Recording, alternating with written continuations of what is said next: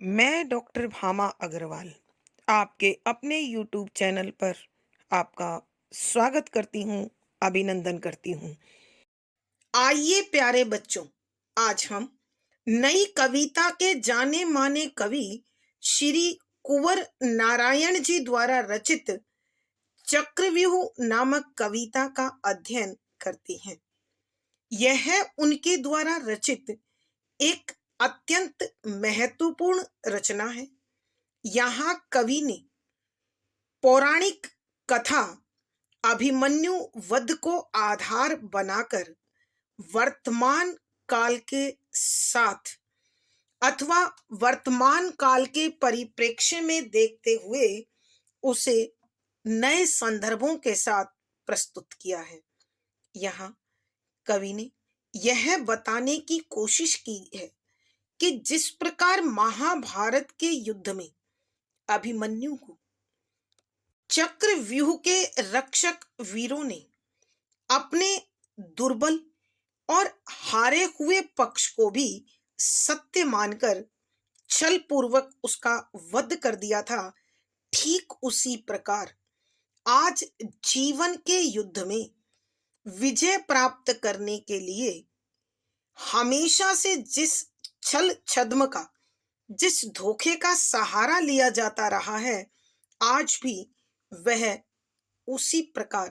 चल रहा है। यहाँ जीवन की लड़ाई लड़ता हुआ प्रत्येक योद्धा अपने पक्ष को सबसे बड़ा मानता है और दूसरे के पक्ष को कमजोर, निरर्थक, बेकार स्वीकार करता है और वह विजय प्राप्ति के लिए, जीत के लिए अर्थात अपने लक्ष्य को पाने के लिए किसी भी प्रकार का झूठा सच्चा साधन, किसी भी प्रकार का अनैतिक कार्य करने के लिए हमेशा तत्पर रहता है। जिस प्रकार युद्ध से लौटे हुए योद्धा से उसका परिचय पूछा जाता है तो वह बताता है कि वह एक अजय योद्धा है, ठीक उसी प्रकार वर्तमान दौर में संघर्ष करता हुआ आम आदमी अपने संघर्ष को सही मानकर, अपनी सोच, अपनी विचारधारा को सही मानकर केवल और केवल जीत हासिल करना चाहता है। यहाँ महाभारत के उस प्रसंग को स्मरण करते हुए कविवर कहते हैं कि युद्ध से लौटे हुए योद्धा से अर्थात अभिमन्यु से जब उसका परिचय पूछा जाता है तो वह बताता है कि मैं युद्ध से लौटा हुआ अजय अभिमन्यु हूं। मैं वो अभिमन्यु हूं जिसका भाग्य मां के गर्भ में ही निश्चित हो चुका था, अर्थात माता के गर्भ में ही उसने चक्रव्यूह भेदना सीखा था, लेकिन पूर्ण न सीख पाने के कारण वह अपनी सफलता के लिए भरपूर प्रयास करके भी हार जाता है। इस जीवन रूपी महाभारत में लक्ष्य रूपी चक्रव्यूह को पूर्ण करने के लिए आम आदमी पागलपन की हद तक अपना संघर्ष करता है और वह अपने लक्ष्य की ओर जय घोष के साथ अर्थात विजय के नारों को साथ लेकर आगे बढ़ता है। इस जीवन रूपी लड़ाई में उसका हथियार रथ का टूटा हुआ पहिया है, अर्थात उसके संचित जीवनी शक्ति, संघर्ष शक्ति और सीमित साधन है। उसका रक्षा कवच भी क्षतिग्रस्त हो चुका है, अर्थात उसको सुरक्षा प्रदान करने वाले साधन भी घायल हैं, जीर्ण शीर्ण है और उसका शरीर खून से लथपथ एक लाश के समान है। अर्थात जिस प्रकार लाश भाव और विचार शून्य होती है, ठीक उसी प्रकार वर्तमान दौर में संघर्षरत आम आदमी अपनी जीत की ओर भाव और विचारों को एक तरफ रखकर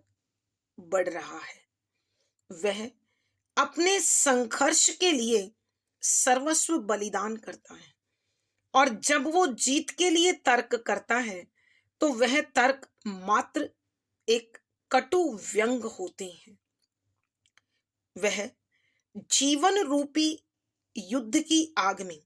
धकेला गया एक निष्पाप निर्दोष योद्धा है। अर्थात इस आपाधापी के युग और भागम भाग जिंदगी में जहां लक्ष्य निर्धारित किए जा रहे हैं, वो लक्ष्य उसकी क्षमता से कहीं अधिक है, और उन्हें अर्जित करने के लिए युद्ध भूमि में छोड़ दिया गया है। जिस प्रकार महाभारत के युद्ध के दौरान चक्रव्यूह में प्रवेश करना अभिमन्यु की विवशता थी, ठीक उसी प्रकार जीवन के संघर्ष में उतरना आज हर नवयुवक की विवशता है, मजबूरी है। क्योंकि वर्तमान दौर में जीवन मूल्यों की सफलता की परिभाषा यही निश्चित है। जिस प्रकार महाभारत के युद्ध के दौरान अभिमन्यु के पास कोई और विकल्प नहीं था, वर्तमान समय के नवयुवक के पास भी इस लक्ष्य की ओर बढ़ने के सिवा कोई अन्य विकल्प नहीं है। आज मानव का जीवन युगों युगों से चले आ रहे महाभारत के महायुद्ध की कथा के उस पन्ने की भांति है जिस पर दुर्भेद्य चक्रव्यूह को तोड़कर अजय अभिमन्यु ने अपने भय के आतंक पर जीत हासिल की थी, और संघर्ष के कुछ ही पलों में उसने यह जान लिया था कि प्रतिपक्ष अर्थात चक्रव्यूह की रक्षा करने वाले शत्रु पक्ष के वो वीर वीरता नहीं कायरता का प्रतिरूप हैं, जिन्होंने अपने पक्ष को जीतने के लिए युद्ध के नियमों को, वीरता के धर्म को एक तरफ रखकर अनुचित तरीके से इस लड़ाई को लड़ा। आज नवयुवक भी, आम आदमी भी जीवन के संघर्ष को लड़ते हुए उसी प्रकार प्रतिपक्ष से संघर्ष करता है, और इस संघर्ष को जीतने के लिए, इस लक्ष्य की प्राप्ति के लिए अपना जी जान लड़ा देता है। जिस प्रकार अभिमन्यु ने चक्रव्यूह में प्रवेश करके निष्पक्ष रहते हुए समय के चक्र से घिरकर जीवन की सच्चाई को जाना था, वर्तमान काल का आम आदमी भी जब जीवन के संघर्ष के लिए संघर्ष के मैदान में उतरता है तो वह इस समाज में प्रगति की इस लड़ाई में, उन्नति की इस लड़ाई में किस किस प्रकार के हथकंडे, किस किस प्रकार के साधन अपनाए जाते हैं, उसे भी पूर्ण ऊंचाई के साथ जानकारी प्राप्त हो जाती है। आइए अब हम कवि द्वारा रचित इस कविता को, जिसमें चक्रव्यूह की घटना को नए जीवन मूल्यों के साथ, नए जीवन दर्शन के साथ, वर्तमान संघर्ष के परिदृश्य में रचा गया है, लिखा गया है, उसके पदों की व्याख्या कर कवि के भावों को समझने की कोशिश करते हैं। पद संख्या 1 युद्ध की प्रतिध्वनि जगाकर जो हजारों बार दोहराई गई, रक्त की विरुदावली कुछ और रंग कर लोरियों के संग गाई गई, उसी इतिहास की स्मृति, उसी संसार में लौटे हुए ओ योद्धा तुम कौन हो। प्रसंग प्रस्तुत पद हमारी हिंदी की पाठ्य पुस्तक समकालीन हिंदी कविता में संकलित नई कविता के जाने माने सुप्रसिद्ध कवि श्री कुंवर नारायण जी द्वारा रचित चक्रव्यूह नामक कविता से लिया गया है। संदर्भ, यहाँ कवि ने महाभारत के पौराणिक प्रसंग जिसमें चक्रव्यूह में घेर कर बालक अभिमन्यु को प्रतिपक्ष ने अपने जीवन की सच्चाई को बड़ा मानते हुए, अपने पक्ष की लड़ाई को बड़ा मानते हुए, सच्चाई को जानकर भी युद्ध के नियमों और वीरोचित धर्म को दरकिनार कर उसका वध कर दिया था। और फिर भी अभिमन्यु रथ के टूटे पहिए के साथ अपने आप का, अपने पक्ष का बचाव करता रहा। उसी को वर्तमान परिप्रेक्ष्य में देखते हुए, वर्तमान परिदृश्य में देखते हुए, वर्तमान संदर्भों में देखते हुए कविवर उसे नए जीवन मूल्यों के साथ प्रस्तुत कर रहे हैं। और कवि आज आम आदमी का लक्ष्य की ओर बढ़ता हुआ संघर्ष अभिमन्यु के उस चक्रव्यूह भेदन जैसा ही है। कवि इसी संघर्ष को प्रस्तुत करते हुए लिखते हैं कि व्याख्या, शब्दों के अर्थ साथ साथ युद्ध संग्राम की प्रतिध्वनि, आवाज के बाद गूंजने वाली दूसरी आवाज अर्थात अनुगूंज, जगाकर जगाकर, जो कि हजारों बार, यानी जब से सृष्टि परिचय में आई है तब से हर जीवन के युद्ध में दोहराई गई, दोहराई जाती रही है। यहाँ कविवर कुंवर नारायण जी महाभारत की पौराणिक घटना अभिमन्यु द्वारा चक्रव्यूह भेदन को वर्तमान परिप्रेक्ष्य में देखते हुए, वर्तमान संदर्भों में देखते हुए लिखते हैं कि युद्ध की प्रतिध्वनि जगाकर जो हजारों बार दोहराई गई कि जब जीवन रूपी संघर्ष से लौटे हुए योद्धा को देखकर उसका परिचय प्राप्त करने की कोशिश की जाती है, तो यहां जीवन रूपी युद्ध से लौटे हुए योद्धा को देखकर कवि के मन में विचार पैदा होता है कि यह वही योद्धा है जो युद्ध के मैदान में युद्ध की घोषणा कर युद्ध को जगाकर लौटा है। और उसके द्वारा की जाने वाली यह आवाज, यह प्रतिध्वनि हजारों बार इसी प्रकार दोहराई जाती रही है। अर्थात कवि के कहने का भाव यह है कि किसी भी लड़ाई का योद्धा, किसी भी संघर्ष का योद्धा अथवा सिपाही जब जब नजरों के सामने आता है तब तब उसके दर्शन के साथ ही समूचा संघर्ष जागृत हो जाता है, जीवित हो जाता है, आंखों के सामने उपस्थित हो जाता है। तो आज के संघर्षशील नवयुवक का दर्शन भी उसी प्रकार है, मानो जीवन रूपी संघर्ष में वह अपनी लड़ाई की ओर निरंतर आगे बढ़ रहा है। रक्त की विरुदावली कुछ और रंग कर लोरियों संग जो गाई गई। रक्त खून की विरुदावली वीर गाथा, किसी योद्धा की वीरता का, पराक्रम का यश गान करना। कुछ और दूसरे ही रंग कर, रंगों में ढालकर सम्मान। लोरियों बच्चों को सुलाने वाला गीत के संग साथ में गाई गई, बच्चे की नस नस में, बच्चे के रोम रोम में, बच्चे के भावों में भर दी गई। यहाँ कविवर बताते हैं कि हमेशा से माएं अपने अपने बच्चों को वीर योद्धाओं की वीर गाथा बड़े प्रेम से, चाव से, भाव से, वीरता के रंग में रंग कर सुनाती हैं। उसे कहीं मानवता का रक्षक, कहीं देश प्रेमी और कहीं सम्मान का रक्षक बताकर लोरियों के संग बालक को सुनाई जाती है। अर्थात कवि के कहने का भाव यह है, जो भाव, जो विचार बच्चे के मन में माँ पिरो देती है, ढाल देती है,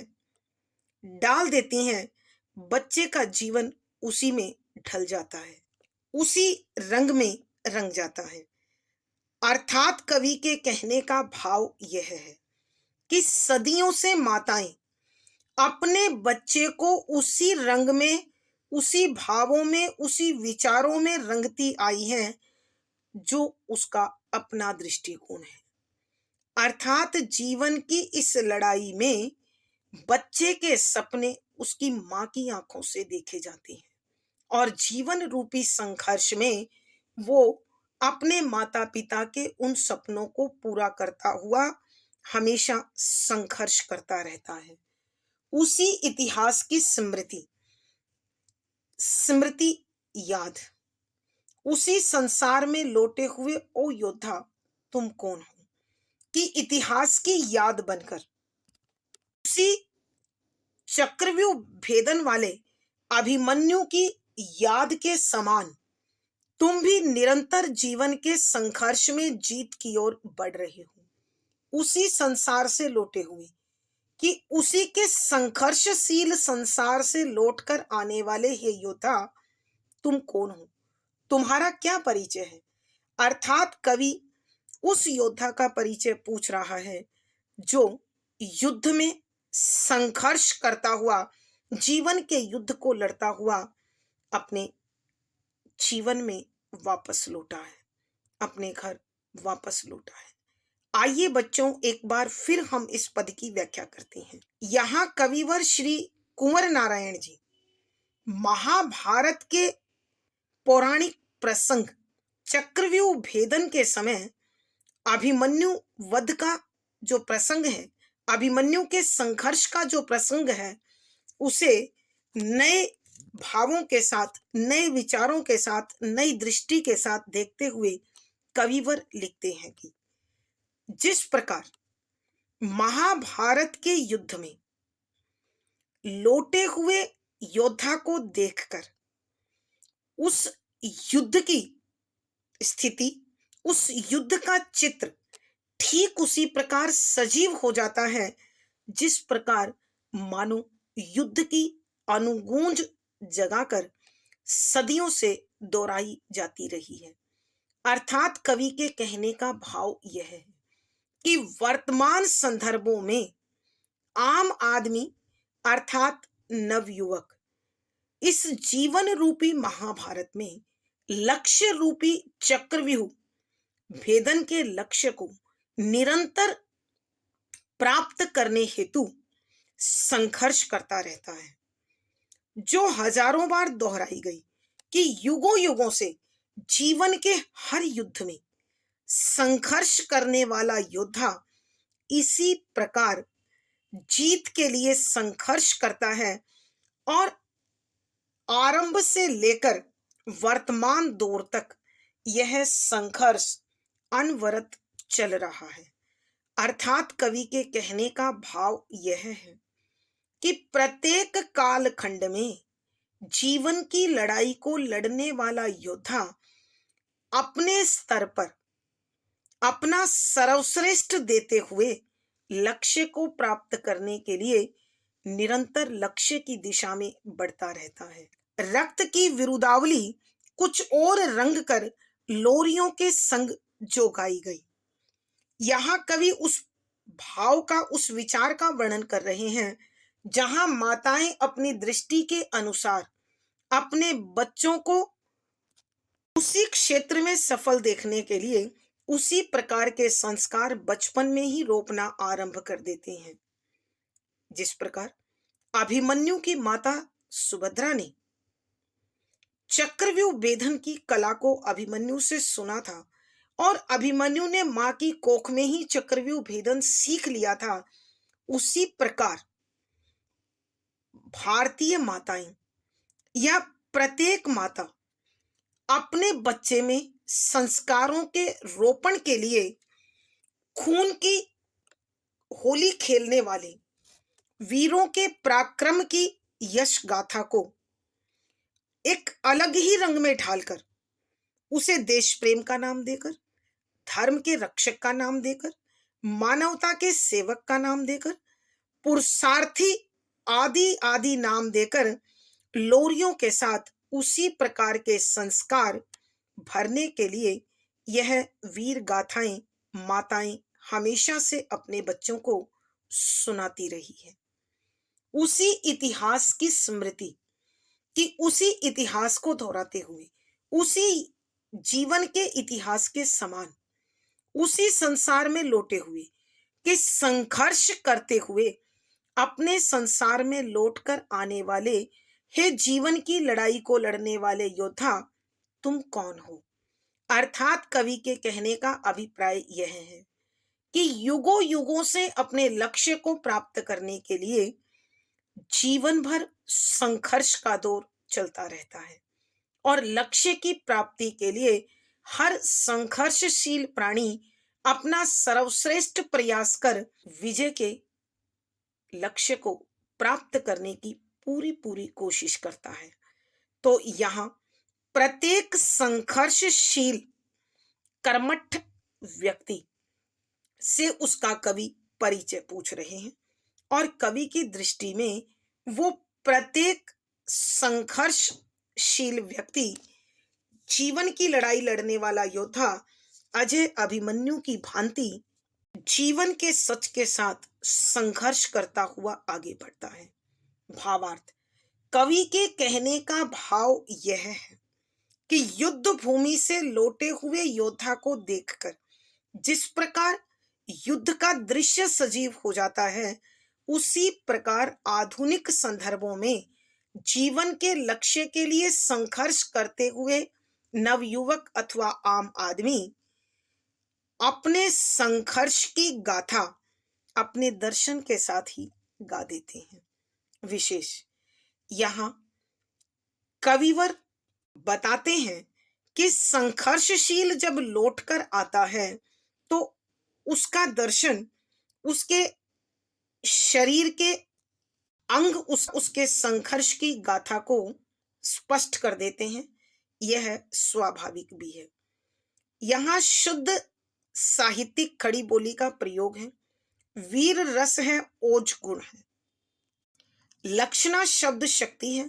मुक्तक छंद है, गे शैली है। यहाँ अनुप्रास, प्रश्न, स्मरण आदि अलंकारों का सुंदर सटीक प्रयोग हुआ है। पद संख्या 2,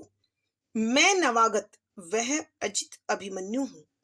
प्रारब्ध जिसका गर्भ ही से हो चुका निश्चित, परिचित जिंदगी के व्यूह में फेंका हुआ उन्माद, बांधी पंक्तियों को तोड़ क्रमशः लक्ष्य तक बढ़ता हुआ जयनाथ। प्रसंग पूर्ववत। संदर्भ, यहाँ कविवर श्री कुंवर नारायण जी महाभारत के पौराणिक प्रसंग अभिमन्यु द्वारा चक्रव्यूह भेदन के प्रसंग को वर्तमान दृष्टि में, वर्तमान दर्शन में, वर्तमान परिप्रेक्ष्य में देखते हुए वह नवयुवकों के संघर्ष को अभिमन्यु के संघर्ष के समान स्वीकार करते हैं। जिस प्रकार युद्ध से लौटा हुआ योद्धा युद्ध में युद्ध की स्थिति को बिना कुछ कहे उसकी स्थिति स्पष्ट कर देती है, उसी प्रकार वर्तमान काल में नवयुवकों द्वारा होने वाला संघर्ष, उसका प्रयास, उसकी स्थिति स्पष्ट करती है। यहाँ कविवर उसी स्थिति का उल्लेख करते हुए लिखते हैं कि व्याख्या, शब्दों के अर्थ साथ साथ मैं जिससे परिचय पूछा गया है, नवागत नया आया हुआ, वह अजित जिसे जीता ना जा सके, अर्थात जो कभी भी हारा नहीं है, अभिमन्यु हूं, प्रारब्ध भाग्य जिसका अभिमन्यु का गर्भ माता की कोख में ही से हो चुका निश्चित निर्धारित तय, परिचित जानी पहचानी, जिंदगी जीवन व्यू जीवन की उलझन, फेंका हुआ विवशता पूर्वक प्रवेश कराया गया, जबरदस्ती प्रवेश कराया गया, उन्माद, पागलपन, बांधी बंधी बंधाई, पंक्तियों, रूढ़ियों, परंपराओं को तोड़ तोड़ कर क्रमशः लगातार लक्ष्य, उद्देश्य तक बढ़ता हुआ जयनाद, जयनाद अर्थात विजय के बाद होने वाले जय जयकार, जीत की ध्वनि। यहाँ कविवर कुंवर नारायण जी महाभारत के पौराणिक प्रसंग अभिमन्यु द्वारा चक्रव्यूह भेदन के विषय में चक्रव्यूह भेदन को आधार बनाकर नवयुवकों के संघर्ष को उसी दृष्टि में देखने की कोशिश की गई है। यहाँ कविवर बता रहे हैं कि जब युद्ध भूमि से लौटे हुए अभिमन्यु से उसका परिचय पूछा जाता है तो वह उत्तर देता है कि मैं जीवन में नया नया आया हुआ कभी न हारने वाला अभिमन्यु हूं। अर्थात कवि ने वर्तमान काल में अपने लक्ष्य के लिए संघर्ष करने वाले नवयुवक के द्वारा दिए जाने वाले उत्तर का वर्णन करते हुए लिखते हैं कि यह जीवन के संघर्ष को करता हुआ अपने लक्ष्य की ओर बढ़ता हुआ नवयुवक बताता है कि मैं जीवन रूपी युद्ध में नया नया आया हुआ कभी न हारने वाला अभिमन्यु हूं। अर्थात मेरा मनोबल, मेरी संघर्ष शक्ति, मेरा प्रयास कभी हार मानने को तैयार नहीं है। प्रारब्ध जिसका गर्भ ही से हो चुका निश्चित कि जिस प्रकार अभिमन्यु के जीवन का लक्ष्य और उसका जीवन माता की कोख में निर्धारित हो गया था, उसी प्रकार वर्तमान काल के नवयुवक का लक्ष्य भी उसकी माता ने, उसके परिजनों ने बचपन में लोरियों के संग गाकर उसे सुनिश्चित कर दिया था। अर्थात इस जीवन के संघर्ष में यह जो लक्ष्य निर्धारित किया गया है, यह उसके परिजनों द्वारा दिया गया है, जिसमें उसकी सहमति और असहमति के विषय में पूछा ही नहीं गया है, जाना ही नहीं गया है। परिचित जिंदगी के व्यूह में फेंका हुआ उन्माद कि उस जानी पहचानी जीवन शैली या जाने पहचाने जीवन के संघर्ष में, उस उलझन में मैं एक फेंके हुए उन्माद की भांति, एक पागलपन की सीमा तक छाए हुए लक्ष्य प्राप्ति के जुनून में मुझे विवशता पूर्वक प्रवेश करा दिया गया है और यह संघर्ष मेरी परिणति बन गया है, मेरा भाग्य बन गया है, मेरे जीवन का लक्ष्य बन गया है। बांधी पंक्तियों को तोड़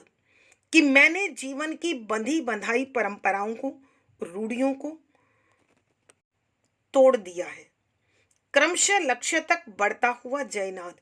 और अपने लक्ष्य की ओर निरंतर बढ़ता हुआ मैं विजय के नारे की भांति उस चक्रव्यूह को भेदने में जुटा हुआ हूं। अर्थात कवि के कहने का भाव यह है कि मैं लक्ष्य रूपी चक्रव्यूह को प्राप्त करने के लिए, उसे भेदने के लिए, जीत हासिल करने के लिए निरंतर संघर्षशील हूं। आइए बच्चों, हम एक बार फिर इस पद की व्याख्या करते हैं। यहाँ कविवर श्री कुंवर नारायण जी महाभारत के पौराणिक प्रसंग चक्रव्यूह भेदन में अभिमन्यु द्वारा किए जाने वाले प्रयास को आधार बनाकर नवयुवक के संघर्ष को, आम आदमी के संघर्ष को प्रकट करने की कोशिश की है कि जिस प्रकार युद्ध से लौटने पर अभिमन्यु का परिचय प्राप्त करने के लिए पूछने पर उसका उत्तर होता है कि मैं जीवन रूपी युद्ध में नया आया हुआ कभी न हारने वाला अभिमन्यु हूं। मैं वो अभिमन्यु हूं जिसका भाग्य उसकी मां की कोख में ही निश्चित हो चुका था और जो इस युद्ध भूमि में जुनून के रूप में विवशता पूर्वक प्रवेश करवाया गया और युद्ध के नियमों को ताक पर रखकर जहां प्रतिपक्ष के वीरों ने लक्ष्य प्राप्ति के लिए, जीत के लिए उचित और अनुचित का ध्यान किए बिना केवल अपने पक्ष को सत्य माना था, ठीक उसी प्रकार वर्तमान संदर्भों में आम आदमी अर्थात नवयुवक अपने जीवन के लक्ष्य को प्राप्त करने के लिए निरंतर बिना हारे आगे बढ़ता है। उसका परिचय पूछने पर वह उत्तर देता है कि वह जीवन के महाभारत में लक्ष्य रूपी चक्रव्यूह को बेधने में तत्पर अभी नया नया आया हुआ वो अभिमन्यु है जो इस जीवन की लड़ाई में कभी हारने वाला नहीं है। बेशक उसका भाग्य उसकी माता के गर्भ में ही निश्चित कर दिया गया, अर्थात उसके परिजनों ने बचपन में ही उसके जीवन के लक्ष्य को निर्धारित कर उसे लोरियों संग, उसे खेलों के संग संस्कारों के रूप में उसमें रोप दिया गया। परिचित जिंदगी के व्यूह में फेंका हुआ उन्माद कि वह परिजनों द्वारा जानी पहचानी जिंदगी के चक्रव्यूह में लक्ष्य सिद्धि के लिए पागलपन की सीमा तक उसमें जोश भरकर, उसमें शक्ति भरकर, उसमें जुनून भरकर इस जीवन के चक्रव्यूह में छोड़ दिया है। बांधी पंक्तियों को तोड़ क्रमशः लक्ष्य तक बढ़ता हुआ जयनाथ कि मैंने जीवन की उन बंधी बंधाई रूढ़ियों को, परंपराओं को इस लक्ष्य प्राप्ति की ओर बढ़कर जीत हासिल करने के लिए जय घोष के नारों के साथ निरंतर मैं लक्ष्य की ओर बढ़ रहा हूं। अर्थात कवि कहते हैं कि आज आम आदमी अथवा नवयुवक अपने परिजनों द्वारा निर्धारित जीवन के लक्ष्यों पर निरंतर संघर्ष करता हुआ, जिसमें उसकी इच्छाओं को पूछा ही नहीं गया है, उसकी सामर्थ्य और उसकी शक्तियों को आका ही नहीं गया है, केवल लक्ष्य दे दिए गए हैं और जीवन का संघर्ष दे दिया गया है और उसमें जीत हासिल करने के लिए निर्देश अथवा जोश भर दिया गया है। इसलिए वह कभी न हार मानता हुआ अपने लक्ष्य की ओर बढ़ता रहता है। भावार्थ, कवि के कहने का भाव यह है कि वर्तमान दौर में आम आदमी अथवा नवयुवक जिस प्रकार अभिमन्यु चक्रव्यूह बेधते हुए अपनी अंतिम सांस तक, अंतिम शक्ति के कण तक संघर्ष करता है, उसी प्रकार नवयुवक संघर्षशील है। विशेष यहाँ कवि ने जीवन की लड़ाई लड़ते हुए योद्धा को अभिमन्यु के समान अजीत और पराक्रमी पुरुषार्थी बनता हुआ देखा है। शुद्ध साहित्यिक खड़ी बोली का प्रयोग है। वीर रस ओज गुण है। लक्षणा शब्द शक्ति है। मुक्तक छंद गेय शैली और संगीतात्मकता है। यहाँ आत्मकथात्मक शैली का अनुकरण किया गया है। इस पद में अनुप्रास, मानवीकरण आदि अलंकारों का सुंदर सटीक प्रयोग हुआ है। पद संख्या 3। मेरे हाथ में टूटा हुआ पहिया, पिघलती आग सी संध्या, वदन पर एक फूटा कवच, सारी देह छत विछत, धरती खून में जो सनी,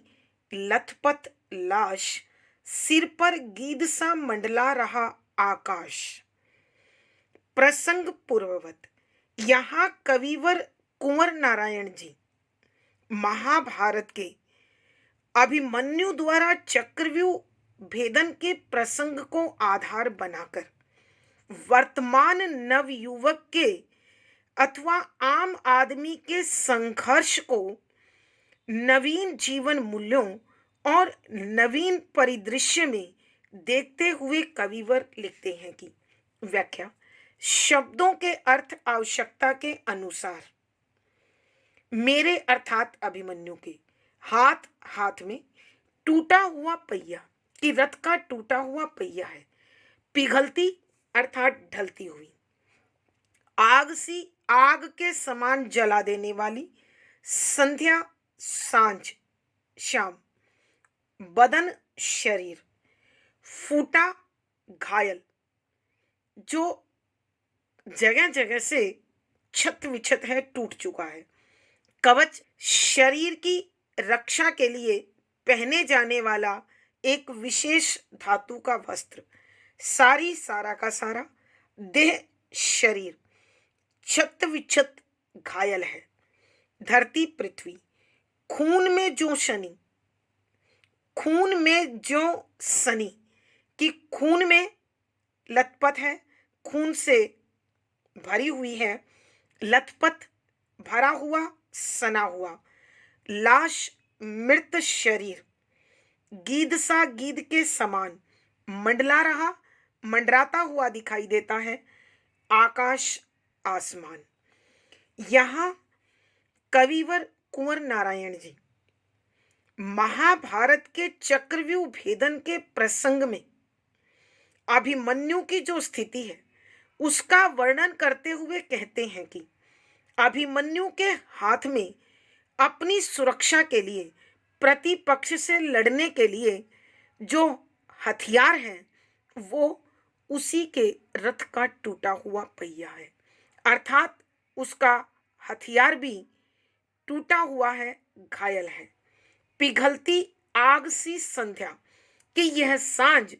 उसके लिए इस प्रकार ढल रही थी मानो आग उगल रही हो। अर्थात कवि के कहने का भाव यह है कि उस समय शत्रु पक्ष से लड़ता हुआ अभिमन्यु और उसका खोलता हुआ लहू पिघलती हुई आग के समान उबल रहा था। सारी देह क्षत विक्षत कि उसका पूरा का पूरा शरीर इस संघर्ष में घायल हो चुका था और यह सारी पृथ्वी वीरों के खून से इस प्रकार नहाई हुई थी मानो खून से सनी हुई कोई लाश हो। सिर पर गीध सा मंडला रहा आकाश, और उस समय आकाश भी ऐसा प्रतीत होता था, आसमान भी ऐसा लग रहा था मानो वो इस धरती रूपी लाश को नोचने के लिए गीध की भांति मंडला रहा हो, उस पर घूम रहा हो। अभिमन्यु के माध्यम से वर्तमान काल में आम आदमी अथवा नवयुवक के जीवन संघर्ष को दर्शाते हुए कविवर लिखते हैं कि आज जीवन की लड़ाई को लड़ते हुए इस आम आदमी के हाथ में अभिमन्यु की भांति रथ का टूटा हुआ पहिया, अर्थात उसके सीमित साधन केवल उसकी जीवनी शक्ति के साथ मिलकर संघर्ष कर रहे हैं और उसके हाथ में जो यह सीमित साधन है, जो यह जीवनी शक्ति है, इसमें संघर्षशील नवयुवक अपने आप को उस प्रकार सौंप देता है और उसके शरीर में प्रतिपल संघर्ष पिघलती हुई आग की भांति लगता है। यानी हर ढलती शाम के साथ यह संघर्ष और तीव्र लक्ष्य की ओर बढ़ने लगता है और उसके शरीर पर उसकी दीनता की गाथा गाते उसके वस्त्र और उसका शरीर पूरी तरह थक्के चूर घायल हो चुका होता है और उसका शरीर उसी प्रकार भाव शून्य, विचार शून्य हो जाता है जिस प्रकार खून से लथपथ लाश, अर्थात दिन भर के संघर्ष से थकान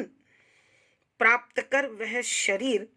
पूरी तरह निढाल हो जाता है। सिर पर गीध सा मंडला रहा आकाश और उसके सिर पर जो वर्तमान संदर्भों में होने वाले अनुभव हैं वो उसे प्रतिपल नोचते से, खरोचते से महसूस होते हैं। अर्थात कवि के कहने का भाव यह है कि जिस प्रकार चक्रव्यूह से घिरा हुआ अभिमन्यु अपनी रक्षा के लिए और जीत के लिए भरसक प्रयत्न करता है, वर्तमान समय में नवयुवक अथवा आम आदमी भी उसी प्रकार पुरजोर प्रयास करता हुआ अपने लक्ष्य को अपनी पूर्ण जीवनी शक्ति के साथ परिजनों के सपनों को साकार करने में लगा रहता है, अपनी आजीविका को और अपने लक्ष्य को प्राप्त करने में जुटा रहता है। भावार्थ: कवि के कहने का भाव यह है कि वर्तमान दौर में जीवन का संघर्ष किसी चक्रव्यूह भेदन से कम नहीं है। विशेष यहाँ कवि ने चक्रव्यूह भेदन को आधार बनाकर जीवन के संघर्ष को नए परिदृश्य में, नए परिप्रेक्ष्य में देखा है। सरल सहज परवाहमयी खड़ी बोली है, वीर रस ओज गुण है, लक्षणा शब्द शक्ति है, मुक्तक छंद गे शैली है। यहाँ अनुप्रास, स्मरण, मानवीकरण, पदमैत्री, उपमा आदि अलंकारों का सुंदर सटीक प्रयोग हुआ है। आज की कक्षा में प्यारे बच्चों इतना ही। अगली वीडियो में फिर मुलाकात होगी।